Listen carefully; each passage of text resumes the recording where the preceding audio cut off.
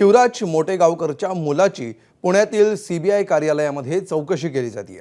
मोटेगावकरच्या मुलानं 12वीची परीक्षा दिली आहे आणि त्याला देखील फुटलेल्या प्रश्नपत्रिकेचा फायदा झाल्याचं बोललं जात आहे। मोटेगावकरच्या मुलासोबत शिवराज मोटेगावकरच्या आरसीसी क्लासमध्ये शिकणाऱ्या आणखी 3 विद्यार्थ्यांची त्यांच्या पालकांसह चौकशी सुरू आहे।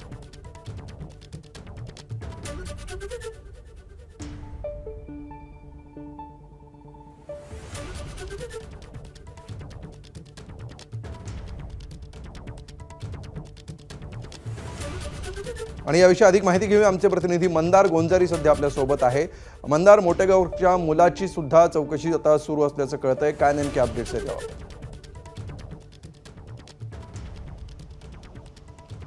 हा जो नीटचा पेपर फुटला त्या पेपरचा मोटेगावकरांनी कसा बाजार मांडला हे सीबीआयनी काल न्यायालयामध्ये रिमांड रिपोर्ट जो सादर केला होता त्यामध्ये सांगितलं होतं।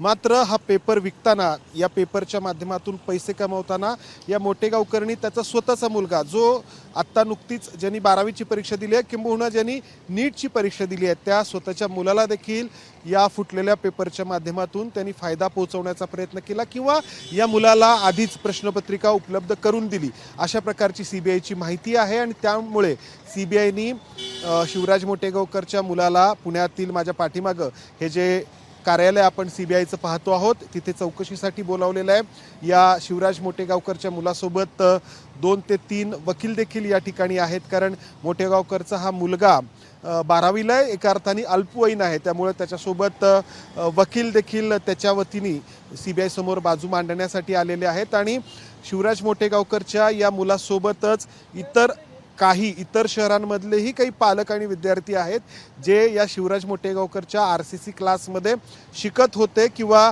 त्या ठिकाणी या मोटेगावकरकडून त्यांना तो फुटलेला पेपर आहे किंवा फुटलेली जी प्रश्नपत्रिका आहे ती मिळालेली असण्याचा संशय आहे।